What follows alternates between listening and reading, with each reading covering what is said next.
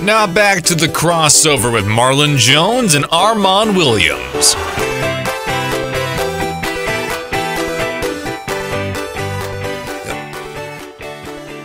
All right. Welcome back to the crossover. KDUS 1060. I'm Armon Williams. We are back. Apologize about that. All right. I'm out of breath. I'm sitting there running around the studio, man, like literally doing calisthenics stuff. But anyway, guys, Marlon's just sitting back laughing. Yeah, because I'm not doing calisthenics. I know, you just sitting back getting fatter. Hey, ain't nothing wrong with that. But at least I'm not out of breath right now. Yeah. All right, guys, but be sure to go ahead and follow us on our Facebook page as well as our YouTube channel at the Crossover 1060. So once again, that's youtube.com/at the Crossover 1060 or facebook.com/at the Crossover 1060. And so you guys make sure that you strap in for Biketoberfest at OTG Sports Grill from Wednesday, October 4th through Sunday, October 8th. And Biketoberfest week, it includes a Harley-Davidson raffle, poker run, live bands, Miss Biketoberfest pageant, beard contest, barbecue cook-off, raffles, biker games, food trucks, vendors, and more. It's a week's worth of great live bands, food, drinks, atmosphere, and bikes, baby. So check it out. OTG Sports Grill at 801 South Power Road, just north of Southern Avenue on Power Road in Mesa.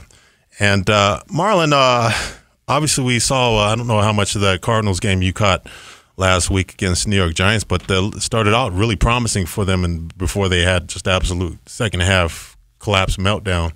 You know, I don't know what Cardinals, it seemed like maybe the second half Cardinals are probably truer to form to what the Cardinals actually were, but the first half got a little bit nervous. I mean, me looking at the Cardinals thinking they're probably going to go ahead and solidify a number 1, number 2 overall pick. I'm like, you guys going to screw this thing up. You guys actually might be pretty doggone good this season, but then in the second half they had an absolute collapse against the Giants. Yeah, the Cardinals became the Cardinals. Right, they became the Cardinals, or what people pretty much expect them to be. But it's going to be interesting watching this Cardinals team coming up this weekend, this Sunday's game against the Dallas Cowboys, who look like these first 2 games, they look like absolute juggernaut. This is the same Cowboys team that dropped 40 on the New York Giants and then blanked them. I don't think the Giants got a point. That was an embarrassing game. That was a boat race. They got boat raced. It was super embarrassing. I actually felt embarrassed and cringed for the Giants. I have not even close to being a Giants fan. Right. And then, of course, we saw on Thursday Night Football what the Giants kind of actually are. Right. I mean, even though they were able to come back and win that second half against the Cardinals, and they look like they kind of somewhat salvaged their season. They got basically boot stomped by the San Francisco 49ers on Thursday Night Football. And by the way, shout out to Brock Purdy. He's been playing well. He's been playing really, really well. Coming off that, what was it? Was it his elbow or his shoulder? Yeah, it was his elbow. And he's man, you talk about someone that landed in the perfect situation. Yeah. I mean, Brock Purdy could not have asked for a better situation. No. To be in.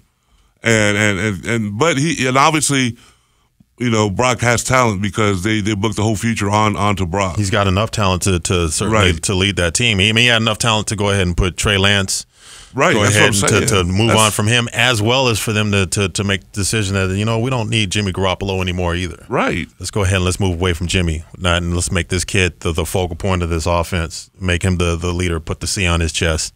And, you know, I've watched just a couple games, or I'm sorry, not a couple. I actually watched the game Thursday. Mm-hmm. You know, we obviously, you know, with fantasy having Debo and Christian, I have a vested interest in the in the Niners. But so you got Debo Samuels as your fantasy as well as Christian. Yeah, McCaffrey. Yeah. So and then of course Ayuk being a Sun Devil, mm-hmm. you know. He's having a good season. So he's about to get himself a nice little bag. Yeah, he's got a bag coming to him, but just to see those weapons he has around him, mm-hmm. At the skills positions, and you know they got a good line, they protect them, right? And the defense, man, whew, that defense is stout, man. It's right up there with Dallas. You know that San Francisco defense, man, that's super stout, and you know, like I said, Brock is just in a perfect situation. Like it's a fairy tale story writing itself. This is almost better, I mean, comparable to Kurt Warner's story. Mm-hmm. Mm-hmm. And his rise through the NFL. Well, especially if he can get himself a Super Bowl. Yeah, if he can win a Super Bowl. But, you're talking about 49ers. Let's talk about Dallas Cowboys. Their offense is pretty stout as well as their defense. Obviously, they're ranked number one in both offense and defense. Yeah. And this is what the Arizona Cardinals have to face this coming Sunday. It could be very, very brutal for the Arizona Cardinals, because I'm looking at the offensive stats right now. They rank first in offensive stats. They're averaging about 35 points a game. Now, I'm trying to find the Arizona Cardinals. Where the Arizona Cardinals are like 19th, right, which is actually respectable for them, for what people anticipated or believed that they're averaging right at 22 points even per game right now. But defensively, the big difference between the two teams is, even though Cardinals have been a little bit more efficient than I thought they would be this point in the season on offense, the big differentiation is defense. Even though the Cardinals have played pretty well, at least up to the first 1.5 games. That second half against the Giants has completely collapsed defensively. But they played pretty good defense, but they're nowhere near where the Dallas Cowboys are defensively. Defensively, the Cowboys have the number one pass defense. I think they're in the top 10 in rushing defense and they're number one overall as far as like scoring defense. Now they're going to be without Trevon Diggs. Right, Trevon Diggs, a talented cornerback. But the Cardinals still they have Budda Baker on the IR, and they're also they're going to be without a linebacker as well as an offensive lineman going into this game. So injuries will probably be. I would say that the Cowboys probably have the slight advantage when it comes to injuries. I think the Cardinals, and of course, Kyler Murray's on PUP. He's physically unable to perform, and it's questionable if and when he's going to return to the Cardinals organization, if he's going to get any snaps this year. We've already talked about that, but I don't know. My prediction is it's going to be very, very ugly. I look for the Cowboys to probably beat them fairly comfortably. Yeah, I'm looking at probably 20-something point. And you figure they're going to focus on Connor too on the Cardinals offensively. They'll focus defense. Defensively. They're probably going to stack. They'll probably stack the box and probably ask the Cardinals they'll say go ahead and throw on us. Even without Trevon Diggs, I think they're probably going to go ahead and stack, and they're going to put a lot of pressure. Something that they're very successful at is putting a lot of pressure on quarterbacks and making them feel uncomfortable. And you can bet your bottom dollar that Joshua Dobbs is going to be very, very uncomfortable back there in the pocket.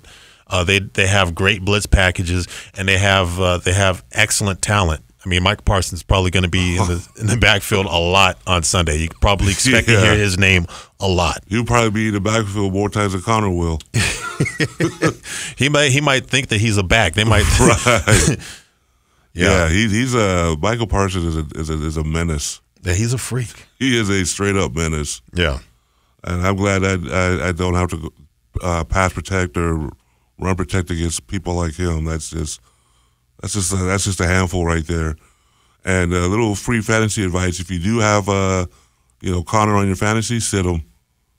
Sit Connor. Yeah, that's what you're doing, right? Yeah, you're like, now I'll go ahead and give him a rest this week. Yeah, he's I usually play him in my flex area. Just because the Cardinals rely on him a lot on offense. Right. So he does rack up, a nice set of points, but he's gonna get a big fat goose egg this weekend. Yeah. So I'm not even. He gets no time on my squad this week. Yeah, just sits. You're like, don't even come out and don't even suit up. Just hang out in street clothes. In street clothes, exactly. Don't even put on the team sweats, dude. Yeah. Just sit there in your street clothes and be ready for next week.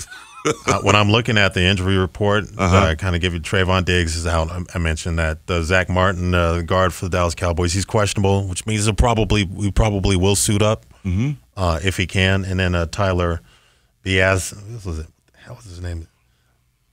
Biazdak. He's a center. We know how our dude Armon is. With more than 2 syllables, you asking him to do a lot. If the word has more than 2. Well, look this name, like Biadaszz. How the hell do you pronounce that? Hey, I don't know if it has more than 2 syllables. Anyway, he's questionable. The starting center for Dallas Cowboys, he's questionable. All right, and as far as the Cardinals are concerned, Budda Baker, of course, he's on our Josh Woods, linebacker, he's out. Kyler Murray already mentioned he's on PUP. He's on PUP R and PUP reserve. And then Carlos Watkins, the defensive tackle, he's out, and Lakey Fotu is questionable. So be interesting to see if he plays. But either way, the Cowboys are going to be bringing it to the Arizona Cardinals. Oh, yeah. It's going to be probably pretty ugly. And I guarantee you, one thing that's a certain, that's a given. Pretty much any time that the Cowboys face the Cardinals, that they come to State Farm Stadium, or they come to Glendale, you're going to see a sea of blue and silver. We already know. Yeah. It's been that way since. That's probably the better prediction. How much are you going to see? Probably like 70% or more. That's the question. I think you're probably going to see like about 80% blue and silver. I agree with you 100%. Yeah. 80%. Because those fans that buy the regular season tickets, they could pretty much, that game and maybe a couple other games, they could pretty much pay for their season with those Cowboys, selling tickets to the Cowboys, especially if they got decent seats. All right, coming up next, we're going to be covering the NBA rumors, including rumors circulating around the Suns in a segment that we like to call Around the Rim. You're tuned into The Crossover, KDUS 1060.